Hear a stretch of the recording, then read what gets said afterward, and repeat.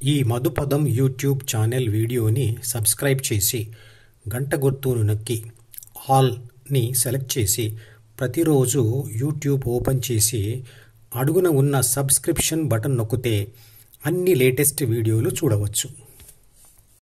పైన ఉన్న చిత్రపటాలను గమనిస్తూ ఈ విషయాలను అర్థం చేసుకోండి.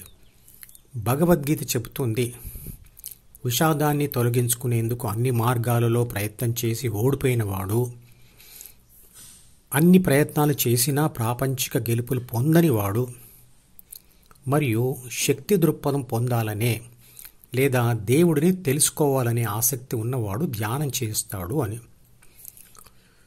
మొదట ప్రాపంచిక గెలుపులకు కావలసిన లక్షణాలు ఏమిటో తెలుసుకుందాం. అవి: 1. వినడం వల్ల లేదా చదవడం వల్ల లేదా చూడడం వల్ల విషయాలు మనకు చేరుతాయి. అలా చేరుతున్న విషయాలను నిర్భయంగా, ఆదుర్ద మరియు ఒత్తిడి లేకుండా స్పష్టంగా గ్రహించడం జరగాలి. 2. అలా గ్రహించిన దానిని ఒత్తిడి లేకుండా జాగ్రత్తగా మనసులో మననం చేసుకుంటూ, అంటే పదే పదే అనుకుంటూ ఆ మనసులో వాటిని దాచుకోవాలి. 3. అలా దాచుకున్న విషయాలను మానసిక ఒత్తిడి లేకుండా విశ్లేషిస్తూ ఆ విశ్లేషణ ద్వారా ఏర్పడే సూచనలను, అంటే కన్క్లూజన్స్ను మళ్ళీ తిరిగి మనసులో రాసుకోవాలి. 4. అలా రాసుకున్న విషయాలని ఎప్పుడైనా ఎక్కడైనా ఆదుర్ద మరియు ఒత్తిడి లేకుండా సందర్భానుసారంగా ఉపయోగించాలి. అంటే విషయాలు గ్రహించడంలో, మనసులో దాచుకోవడంలో, విశ్లేషించడంలో, తిరిగి మనసులో రాసుకోవడంలో, మళ్ళీ మళ్ళీ వాటిని ఉపయోగించడంలో ఆత్మ యొక్క ధ్యాస తీవ్రంగా ఉండాలి.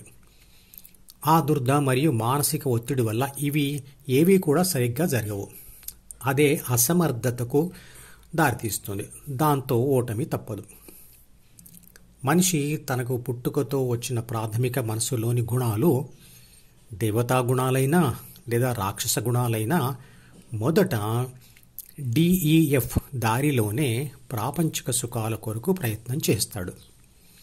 గెలుస్తూ పోతే C అంటే అహం మరియు D అంటే ప్రాపంచిక కోరికలు మరియు ప్రాపంచిక సమాచారం, అవి పెరిగిపోతూ ఉంటాయి.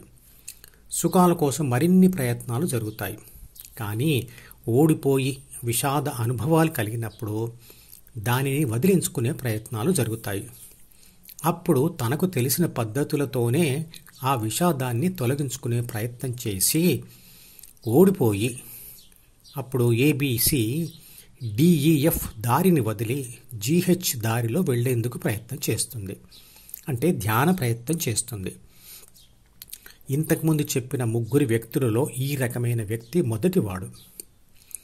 ఈ మొదటి రకం వ్యక్తి ధ్యానం చేస్తూ విషాదం తొలగించుకుంటున్న సమయంలో, ఆ సమయంలోనే తనలో ధ్యాస తీవ్రత పెరగడం మరియు ఒత్తిడి తొలగిపోవడం మరియు సమర్థత పెరగడం గమనిస్తాడు. అందువల్ల విషాదం తొలగిపోయిన తర్వాత కూడా ఆ ధ్యాన ప్రయత్నంతోనే మళ్ళీ సుఖాలు సాధించాలనుకుంటాడు. అప్పుడు ఈ మొదటి రకం వ్యక్తి రెండవ రకం వ్యక్తిగా మారినట్లు. లేదా విషాదం తొలగిపోయిన తర్వాత గెలుపులను, సుఖాలను తిరస్కరిస్తూ అదే మనిషి ధ్యానం చేస్తూ స్థితప్రజ్ఞ సాధించవచ్చు. పుట్టుకతో వచ్చే ప్రాథమిక మనసు అంటే 3 బాధ్యతల మరియు 6 గుణాల తీవ్రత ఒక్కొక్కరికి ఒక్కో రకంగా ఉంటాయని తెలుసుకున్నాం కదా. అవి పుట్టుకతో ఎలా ఉన్నా పుట్టి పెరిగిన పరిస్థితుల ప్రభావం వాటిని మారుస్తుంది అని కూడా తెలుసుకున్నాం.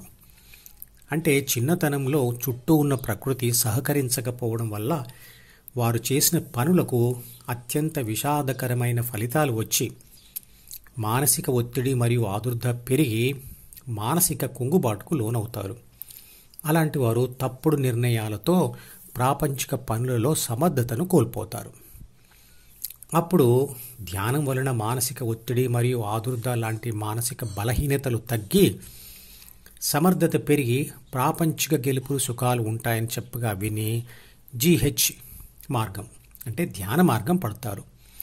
ఇలాంటి వారు కూడా రెండవ రకం వ్యక్తులు. ధ్యాన ఫలితంగా వచ్చిన ఆ సుఖాలు అనుభవిస్తూ అక్కడే ఆగిపోతే ధ్యానం కూడా ఆగిపోతుంది. కానీ అలా కొంతకాలం సుఖాలు అనుభవించిన తరువాత ధ్యానం కొనసాగిస్తే చెడు గుణాల తీవ్రత ఇంకా తగ్గుతూ ప్రాపంచిక గెలుపులను మరియు సుఖాలను వదులుకునే వైరాగ్య గుణాలు రావడం మొదలుపెడతాయి. ప్రాపంచిక గెలుపుల మీద, సుఖాల మీద ఆసక్తి తగ్గిపోతూ ఉంటుంది. అలా చేస్తూ పోతే చిట్ట చివరిగా ధ్యాన ఫలితం వస్తుంది. పుట్టుకతో సమర్థుడు అయిన వాడు గెలుస్తూ గెలుస్తూ ఓడిపోయి విషాదంతో ధ్యానం చేస్తాడు. ఇక అసమర్థుడు ధ్యానంతో సమర్థుడై గెలుస్తూ గెలుస్తూ సుఖాలకు అలవాటై ధ్యానం వదిలివేయవచ్చు. కానీ మళ్ళీ ఓడిపోయినప్పుడు విషాదం కలిగితే ధ్యానం మొదలు పెట్టవచ్చు.